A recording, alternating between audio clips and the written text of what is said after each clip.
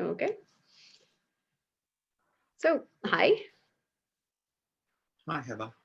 nice to meet you. To start off with, would you like to say your name and where you are? Sure. My name is Nathan Dick, and um, I'm on the border of Bundjalung country and Yugambeh country, also known as the Gold Coast in Australia. Mhm. Okay. And the first question that I have for you is, who are you? Who are you as a person, as a human being? And this can be, your deep inner structures, your values, your passions, whatever you'd like to say about yourself. Who am I? This is a question I was asked in first year of study in a therapy session. And I'm remembering my answer then. And I feel like laughing. I am a dad, I think, first and foremost. I'm a father. Um, I'm a partner and a friend. I am, a human being. I like to surf. Um, I'm really interested in psychology and the psyche and trauma. I value integrity, probably to a compulsive level. I can feel my shakiness coming as I as I say that, and that can get me into a little bit of trouble too.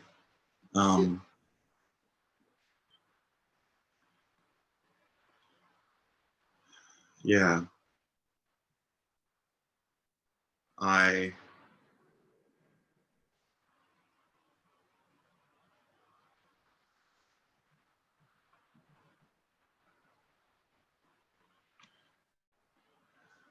I value my family and my children. Um, and I just like being able to be. I feel quite nervous and awkward as well. I think that's probably a part of me too. Yeah, I think that's Okay. enough Well, about me. okay, well, What? I can shift off of just talking directly about you if that might be a little bit more comfortable. Um, would you like to tell me about something that happened in your life, an event or a set of circumstances that you would say really shaped you in some way or stayed with you? Yeah, I think the first thing that comes to me is my sensitivity. I was born as a highly sensitive child, highly sensitive person. And as a boy and an adolescent, I was, I guess, taught that that wasn't okay. Um,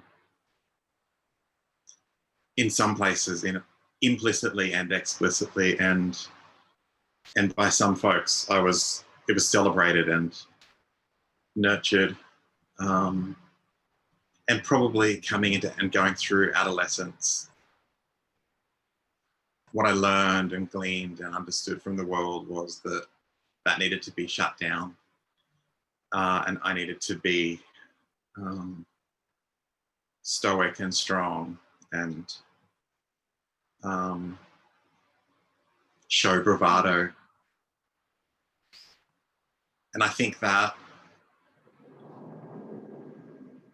that really shaped me. I think gave me a good understanding of justice, um, injustice, and gender, um, and culture. Hmm. Yeah, and it's not really until I started receiving therapy, doing therapy, and studying that I really unpacked any of that and could understand it.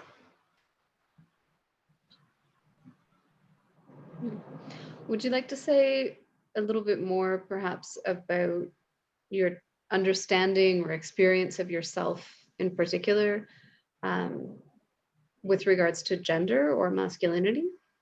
I mean, how have you figured yourself out or figured that out in the world?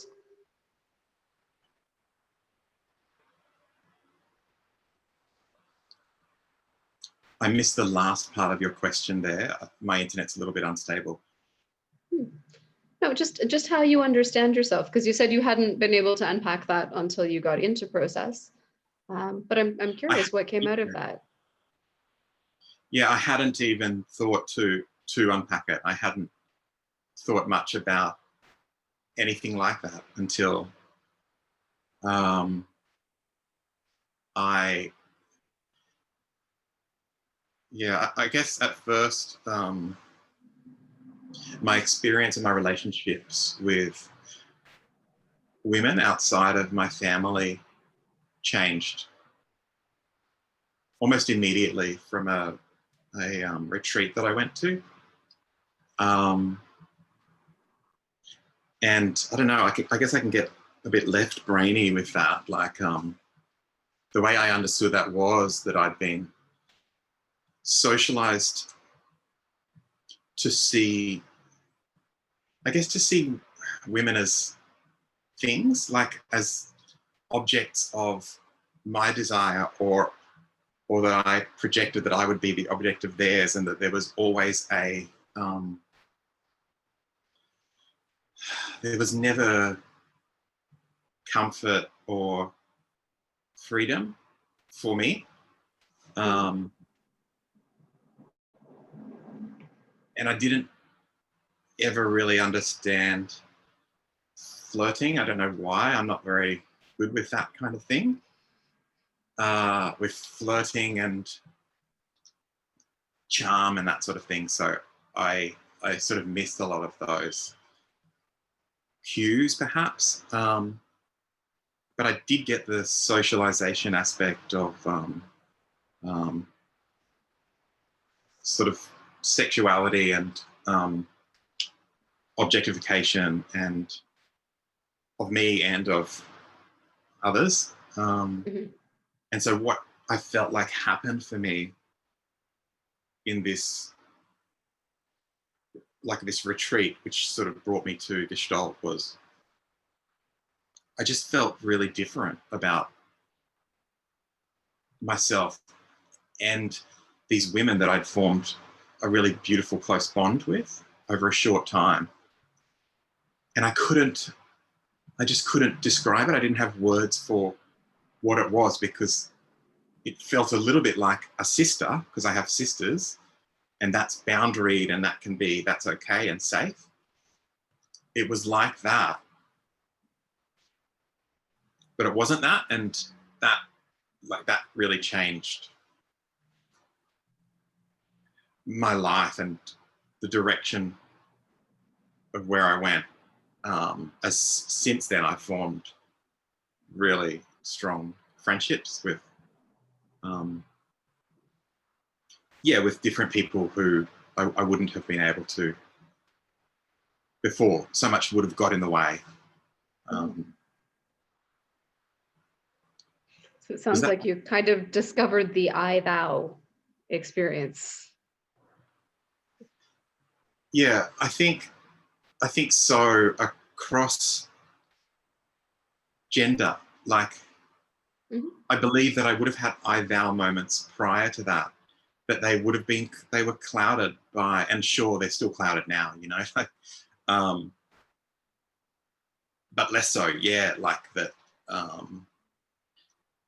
I just felt at the time that the world opened up to me in a different way.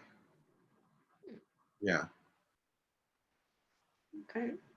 And I'm also curious in the theme of meeting, is whether there's a particular person who you have met over the course of your life, either in other aspects of your life or within Gestalt, who you would say has been a significant influence on you.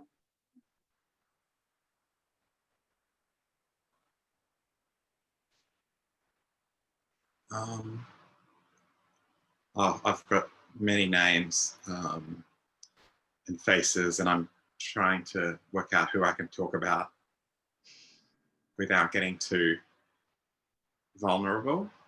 Mm. Um,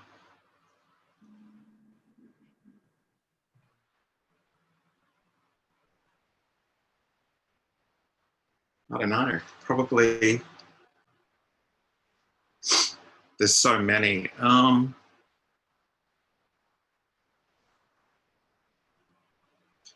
think my children. My children. Yeah. And if I say one, for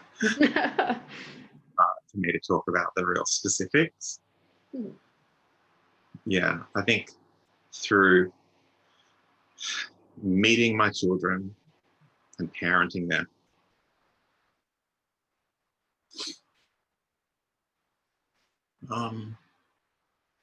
I've learned about myself as well and my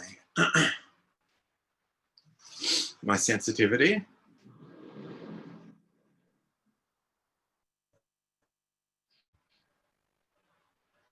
And yeah, can you ask me more questions? I'm struggling to.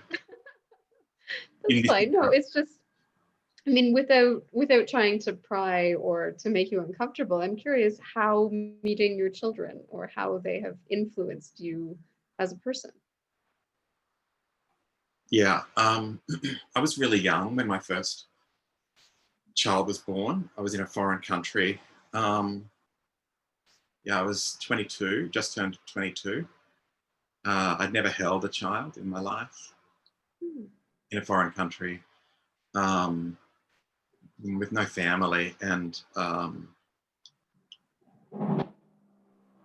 I raised, yeah, my two first children sort of mostly as a single parent. Um, when I was, when my first child, close to my first child being born, I learned about this concept of respectful parenting. Excuse me. Um, and that it just changed my life, like the way that I could think about an infant child being treated with just as much respect as I would treat any adult. It shaped my pretty much my adulthood, Hmm. and the way that I would relate, or my intention around relating with anybody, children, um, elderly, um, everybody. And I think through parenting my children in that way, having highly sensitive children with like some challenges,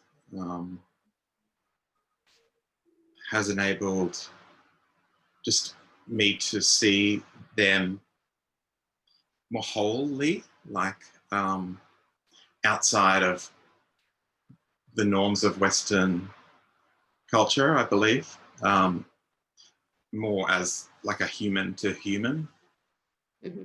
more human to human way. And so that's created challenges for me as they've gone into mainstream systems of education, childcare, and even sort of other families and friendships and whatnot. Um, and so it's been, I found it a real balancing act around intervening in different situations or not. And in particular with my daughter, who's 6 now, almost 7, um, she has significant challenges fitting into the mainstream system. The mainstream system, which has rewards and punishments as a means to control behavior. Yeah, and that challenges my kind of philosophy and beliefs around encouraging intrinsic kind of rewards versus extrinsic rewards. And then also my desire to, I guess, make contact with the other, the teachers, the schools, to help influence them to learn without bumping up against fragility or defensiveness. And yeah, so my daughter, more than anybody, has brought more challenges in terms of, I don't believe that she is challenging. I believe she challenges a system that ought to be challenged. Yeah. And a lot of the time, I feel lonely when I do that, because it's probably 20% of kids who struggle like that, and probably half of them just get into sort of fit well enough. And so my children, all of them in different ways. I think of my son, who's 15 now, and how I feel like I started therapy early enough that he's really been influenced by his parent being a therapist. Mm-hmm.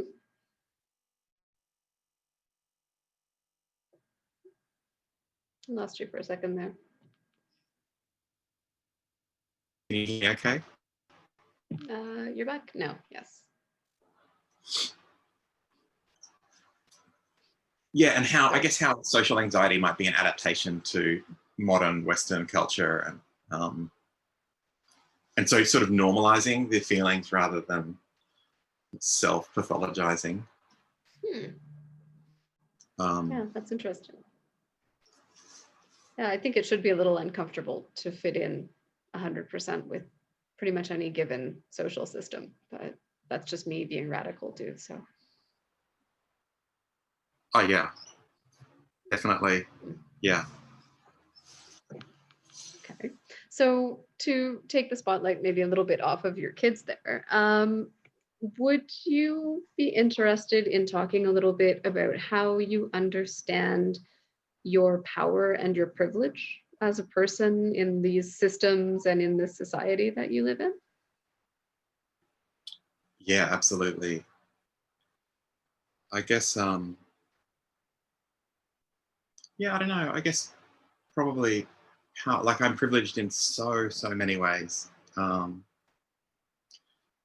Yeah, I can list them. As a man in a patriarchal society, I hold a lot of privilege. As a white person in a colonizing kind of settler Western society or civilization or whatever you want to call it here, I receive it enormous privilege. I could list the ways. I'm not going to list all of the ways. Yeah, no, more than making you like come up with a list of your, Yeah. sins or anything like that. I'm curious about how you manage it or how you experience it. It's always, I don't know. I seem to, I don't know why, but have I'm a bit of an alarm bell for things not being fair. I'm a bit of an alarm bell for injustice, for people being left out, or even worse, people being excluded, for experiences, certain experiences, different experiences not being welcome. Not only not being welcome, but being shut down.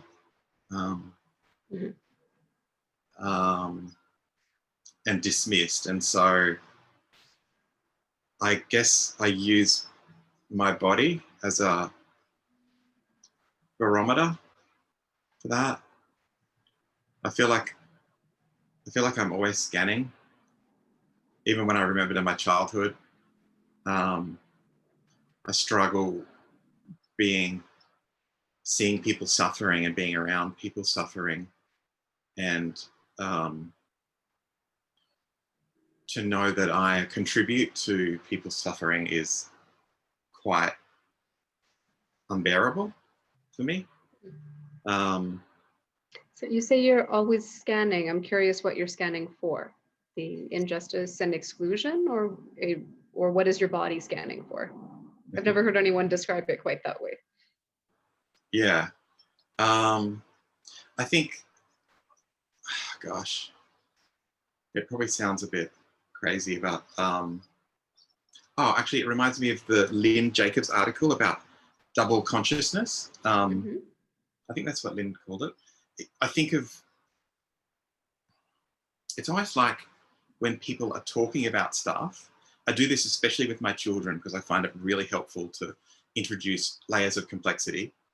I listen for assumption, like naturally, like assumption that this is how it is for everybody, or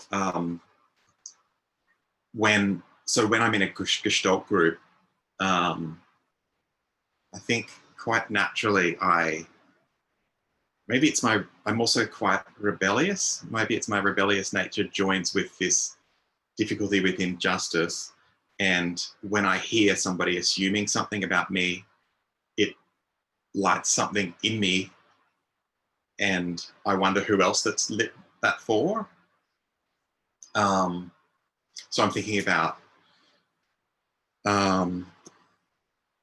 assumptions about affordability and finances and having money, assumptions about autonomic nervous system regulation, and assumptions about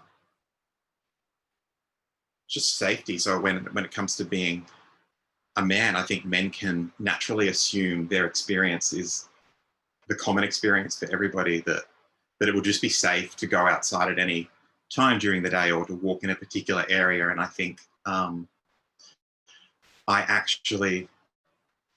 really enjoy inviting more consideration around that. And I think I'm getting better at doing that in a way that promotes dialogue rather than sort of bumps up against you're bad and I'm good, that kind of stuff. Mm-hmm. Yeah. Yeah, I mean, it doesn't sound, you don't come across as like a justice avenger, but sort of just being aware and bringing it into awareness. It actually sounds interesting what you're describing as a process. I think I've been through a justice avenger stage for sure. And I think I probably have hurt people actually in that phase. That was a part of my process. I think if we framed it in Jolt terms, it was probably working with polarities in that way. I called it my sledgehammer way, and I feel like looking back now, that's how I had to do it for a while. Yeah. So I just wanted to own that actually, yeah, I have been like that. And maybe sometimes still I can be like that too.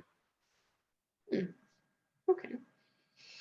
So, you've mentioned, a couple times this thing about Gestalt. So I'm curious how you came into it. Where did you meet Gestalt? How did you guys get together? What's your relationship or experience with the Gestalt been like? Gestalt. Yeah, Gestalt therapy, learning about it changed me. It changed my whole family, my family of origin, and also my family with my partner and my children. And that's kind of, I guess, that justice avenger. Like, that's what you called it. They're not my words, but yeah, like. Sorry. No, those words are great. I guess Gestalt therapy woke me up to the trauma, the sort of transgenerational trauma, like injustice, but within my family, really trauma and injustice within the family system. Um, and also woke me up to, oh God, there's something about integrity. Like when I see it, when I can see it, I just like it's not okay. Like I have to do something about it. And so, um, yeah, it was pretty hectic for a few years. And now my family of origin and my siblings and I have come to know each other more, I guess, in a more I thou way, and perhaps to accept the way we were shaped and are shaped and the way we hurt each other. Um, and to be able to talk freely and openly about that with each other, to name dynamics and things that go on, who gets favored, and yeah, it became really so obvious, and now it is very obvious to us, so we can freely discuss it. But that phenomenology, right? You can actually see what's in front of you and name it and that kind of thing. yeah, that's right. And I think for me, it was learning to regulate myself. I had a lot of trouble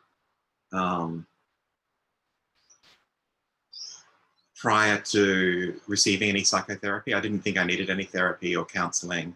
And the truth is I didn't really, like I could have gone on with my life and been okay. But yeah, so for me, the challenge has been learning to name those things without needing my sledgehammer, to be able to name those things without falling apart and not being able to speak because of my dysregulation.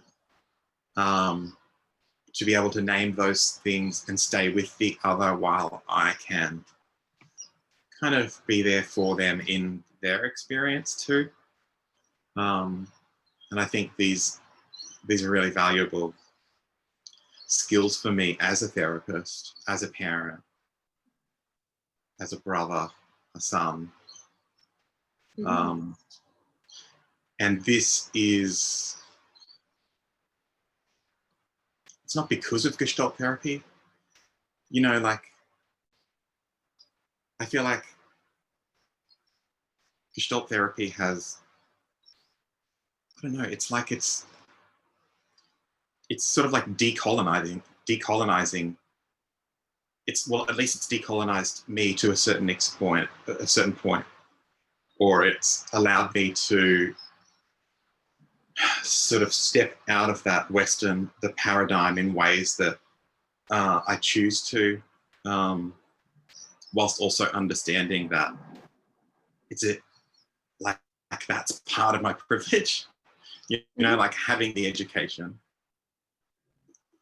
having the ability to actually access therapy, the ability to, the time and the money to go and be educated, and the autonomic nervous system capacity to take it on board is part of my privilege. I can feel my body going all tingly.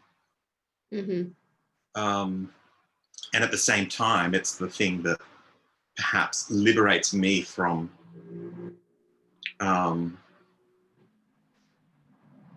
constricting binary categorizing right wrong of Western society. And so I think it's the intersection of those things and my drive for justice that means that for me to know this means that I need to act, that I need to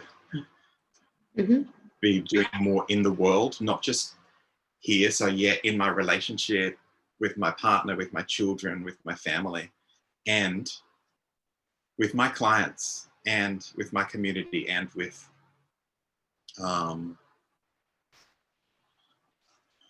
I think anyone who is disadvantaged in the same way that I benefit from a privilege, yeah, there's a responsibility for me to do something. Hmm. Okay. I'm curious, and that's actually the next question that I have is what you've been doing with Gestalt. I mean, when you talk about clients and community, are there particular projects that you're involved in, or aspects or ways that you work that you would say are kind of your own? Yeah. I don't know. I yeah, I think I'm really good at helping people. I struggle. I don't know. I just don't really want to talk about how really good I am, but I think I'm really good at finding those little voices, those tiny little voices within people, um, to help amplify them. Um, I would say I'm quite naturally skilled at noticing and naming field conditions that helps my clients kind of reframe and depathologize themselves. So to bring more, of course, this is what's going on. Look at the environment or look at the field. Hmm. Um, I'd say that's really a strength of my work as a therapist and as a parent. Like, I can't really separate them, parenting and being a therapist, being a partner and a friend. And yeah, sometimes I wish I could close Pandora's box, close the box and just kind of go back to Yes, I'd 10 like years to ago. not see this anymore. Yeah, at times it's really hard. It's always enriched, maybe not enriched. It's always felt more, really felt, Mhm. and the feelings aren't always pleasurable. Well, quite often they're not. Like, um, I'm trying to remember your question. No, it was just what in particular are you doing or have you done with Gestalt? Yeah, I think that's how I work. I see that as a really important part. Hmm. My, I think what really sets me apart, and I don't know why if this is some like a personality disorder or something like that. I am anti-fragile. I just don't really get fragile about people challenging me on things or giving me feedback, which is a real asset. I can take on feedback really well, and also Yeah, I don't think that's a personality disorder. it's yeah, it just feels strange because I love to cultivate that in others as well and find ways to do that. Um, and yeah, I mean, I'm involved in the community. I can talk about those ways as well. If that, I'm not Mhm. sure if that's what you mean though. Well, I mean, if you want to, I am curious about some of the challenges that you faced and some of the things that you have managed to achieve through your work or through your practice. Um, Yeah. Well, I've only just graduated from the 4-year master's program, mhm. um, and I don't really love the academic side of it. Like the master's program's has quite a rigorous academic component, um, and I appreciate it. I learned so much because it really honed my craft and my knowledge. And I know something about me when I learn in my left brain, I need to practice it in relationship. This is what I've come to realize now. It's at the expense of a lot of the people with whom I'm in relationship over the years. At Mhm. least now I can hold a little bit of compassion that it's probably hard for people to be in relationship with somebody who does that. Um, I guess, yeah, my prac work, I feel proud. I've always done very well with my prac work, and group work, running groups. Um, I see myself as a leader, as a leader within the. I've always been a leader, I believe, though, throughout my life. Um, I'm setting up a practice now with two of my friends. Um, and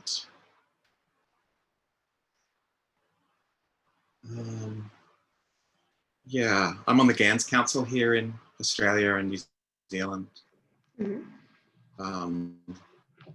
And I feel, yeah, I really want to, I had an agenda actually joining the GANS Council, and that was around inclusion and difference and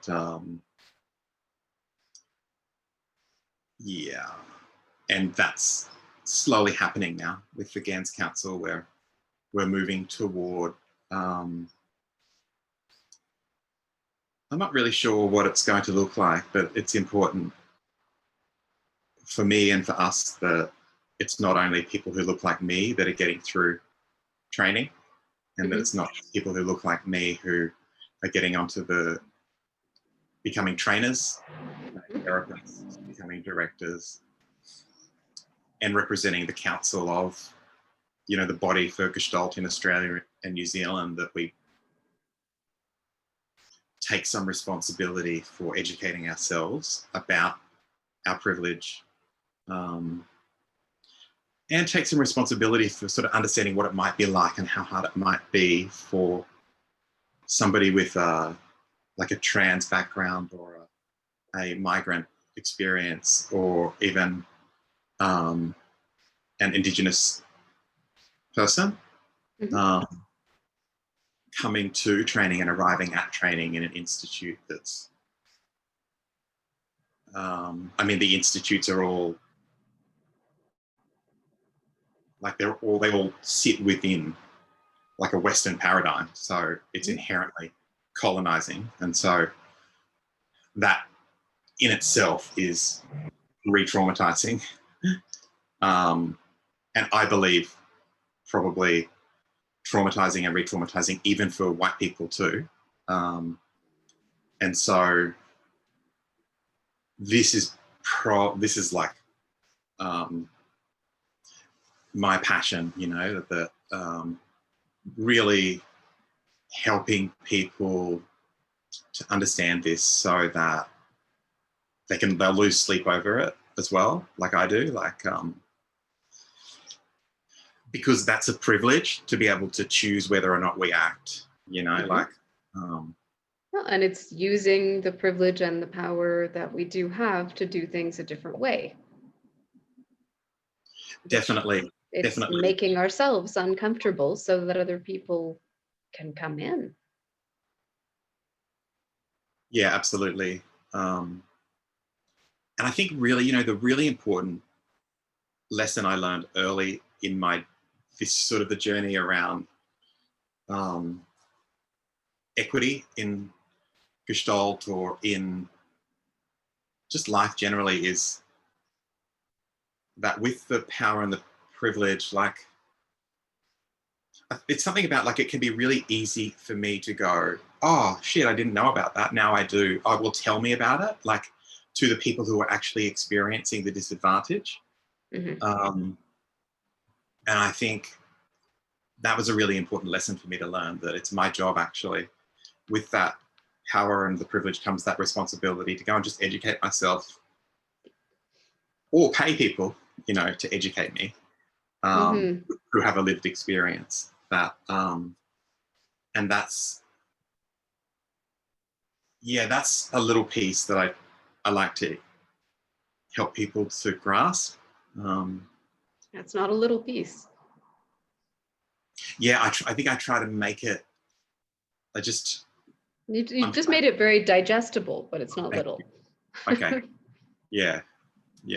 I think it's really important, and I know when I learned it, like I'll own this too. When I learned it, I wanted to throw it back. Like I felt when I talked about fragility before, I felt fragile. Like you're saying that I'm bad in all of these ways, and I think that's that, that good bad binary inherent in the culture. That it's possible that there's more complexity, and I love that Gestalt idea that moving toward greater complexity is moving toward, or integrating greater complexity is sort of moving toward health. Mhm. Yeah, and Yeah. yeah, And it's a process. I think Gestalt definitely accepts that learning and assimilation is a process. So yeah, there's good, bad, and ugly within the process, but it gets messy. It gets visceral. yeah. It really does, and yeah, it might get messy and visceral for me. However, I can stay. You know, like I can actually stay because it's discomfort. It's whatever it is. I feel like I belong enough, and there are folks um, who don't have that privilege. Who it's actually their very existence and safety that they're fighting for. Whereas for me, I'm just talking about being a bit more comfortable Mhm. or something like that. You know, like I don't want to discount those feelings. Those feelings are real. You know, when I felt that Yeah. somebody else had taken to me with their sledgehammer. And so I can remember that experience and then I can channel that, you know, if I work with somebody or um, if I feel comfortable enough or safe enough to bring that up with somebody instead of just outing them or sort of canceling them or unfriending them. And I have done that too. I've done all of those things. Um, I can bring, maybe there's compassion for that, what I felt or me, and that knowledge that this person is actually just creatively adjusted to their environment. Mhm. And that if I can just offer a little bit more complexity, I say little, but yeah, like you say, it's big, more like sort of add more in rather Yeah. than the or. Yeah, Mhm. I think I'm waffling a little bit now. No, it makes sense. It makes sense. So I guess, I mean, really the last thing that I would ask is, and it seems actually pretty clear in what you're saying, is where you see yourself going with this and where you think Gestalt could or should be going in the future. It sounds like you Yeah, have some significant challenges already laid out, for Gestalt in terms of inclusivity, equity, awareness, privilege. I'm very yeah. much in I can line with see. those. I'm noticing it's on the hour now, and I'm wondering That's about okay. that. Yeah. Okay. I see. Okay. So, um, yeah, mostly reluctantly, I've just taken the vice president position alongside a colleague of mine of Gans. I believe that there's a lot of really great work being done in the US around um, whether you want to call it equity and inclusion, diversity. I think Gestalt needs to maybe I don't know. I see Gestalt as a little bit sort of narcissistic, maybe a little bit up itself or something. And I have narcissists in my life who I love dearly. Um, and I think Gestalt does a great job with the left brain, like at laying it all out there.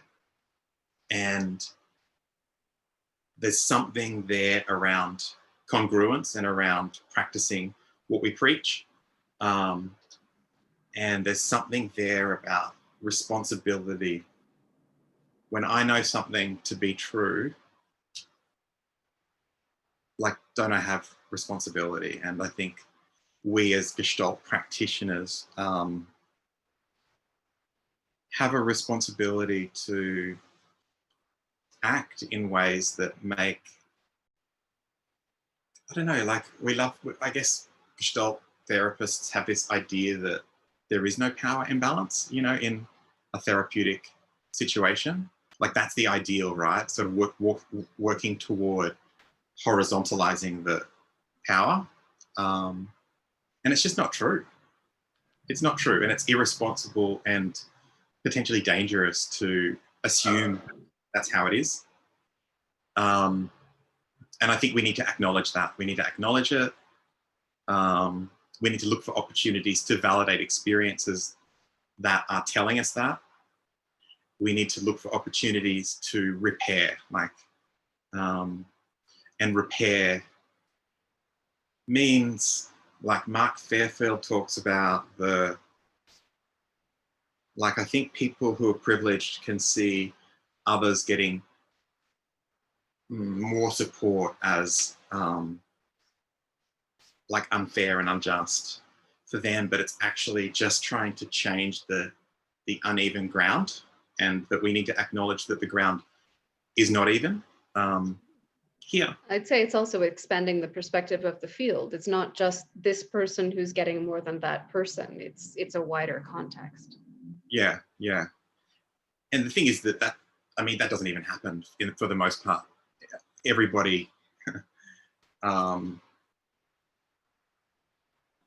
everybody does get the same and pay the same, but the starting point is very, very different, and the obstacles along the way are very, very different. And I think we can do better. We, as Gestalt, as a community of Gestalt practitioners and therapists, change makers, can do better at listening, acknowledging, validating, and taking responsibility, not just allowing.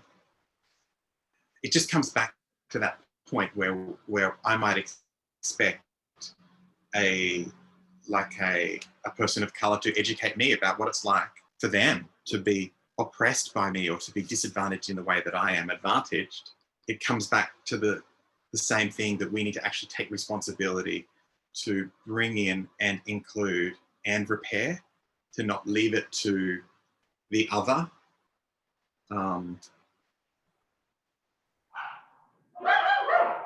That makes sense. Yeah. Yeah. Okay, well, it does sound like you do have a clear set of interests and a clear perspective. And I'm actually very interested. I know apparently several people who are popping up on GAN's council these days. So I'm really kind of inspired to see where you guys take this and what changes you're able to affect, because I think that is really relevant in the wider Gestalt field as well. So I appreciate hearing this from you. And I'm wondering if there's anything else you feel you'd like to add.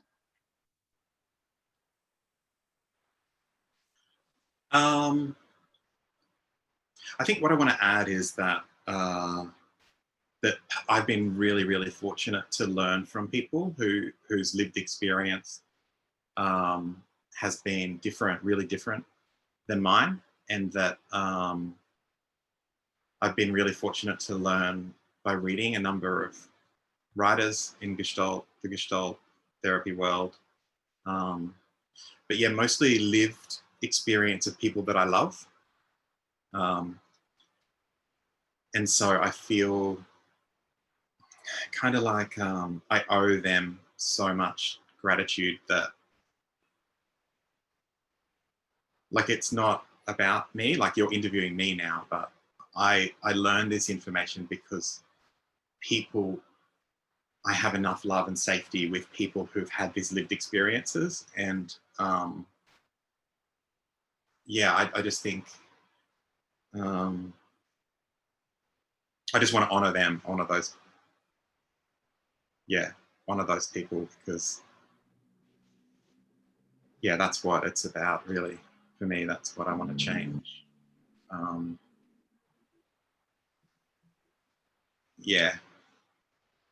And also I'm enjoying collaborating in the Gestalt world. There's things going on, like with you, the work you're doing, and the work John's doing with humans Gestalt. New Gestalt Voices. Voices. And there's been Gestalt therapists agitating for decades about this stuff too. So I just want to honor them too. And Wonderful. All right. Well, I appreciate that. And it's been very nice to meet you. Is it okay with you if we leave it here? Yeah. Thank you, Heather. Okay. Thanks.